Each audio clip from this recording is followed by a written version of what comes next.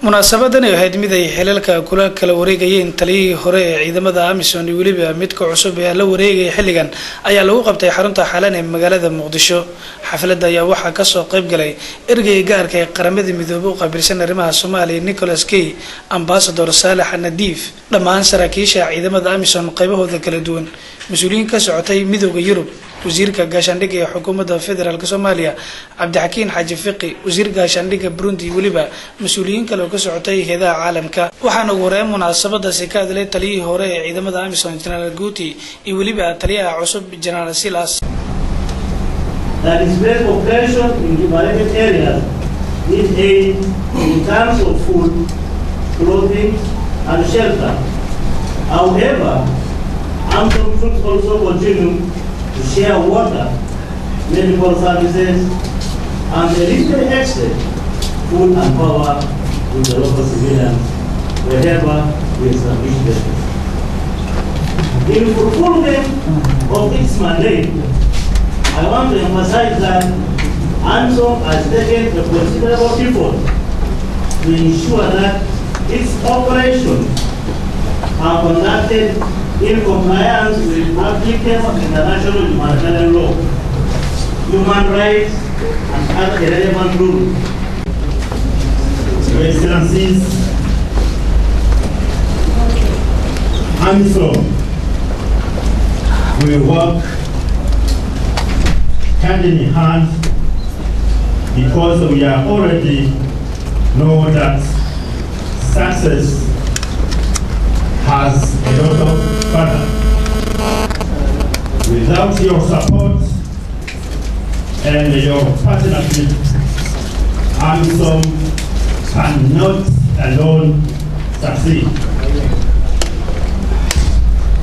At this juncture, I wanted to take this opportunity to thank my predecessor, Lieutenant General Andrew Guti, for his job well done during his command. hadalla kadib ayaa waxaa bil sharaf la guddoonsiiyay taliyihii hore ee ciidamada Amisom General Guti, waxaana biladaasi guddoonsiiyay Ambassador Salah Nadiif oo qabilsanaha midowga Afrika ee arrimaha Soomaaliya. wasiirka gaashaandhigga ee xukuumadda Soomaaliya Cabdixakiin Xaaji Fiqi oo isna matalayay mas'uuliyiinta ugu sarreeyay dawladda Soomaaliya isna goobta hadal ka jeediyay isagoo sheegay in ciidamada Amisom ay dadaal ku bixiyeen sidii ay isugu lahayn ammaanka Soomaaliya. oo aan maanta wareejinta aan ku aadino ay tahay in taliyihii hore Amisom iyo taliyaha cusub ay isbedelaan.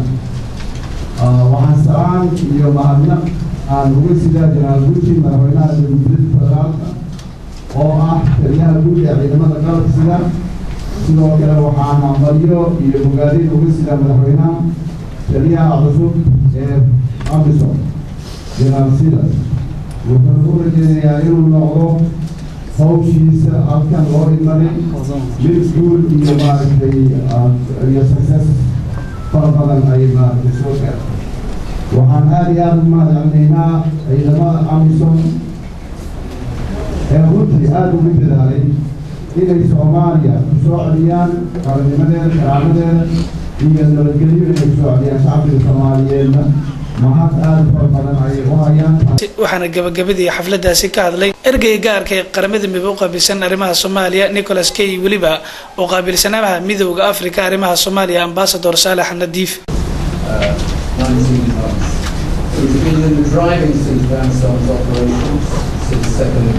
We worked with the Somali security forces during some of the critical political moments of the country.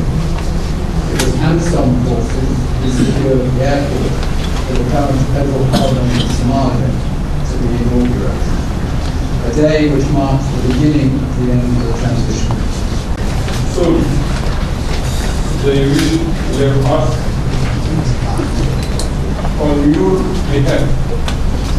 I would like to pay tribute to them and wish them success and health in their future responsibility. Africa, I was remain grateful to them.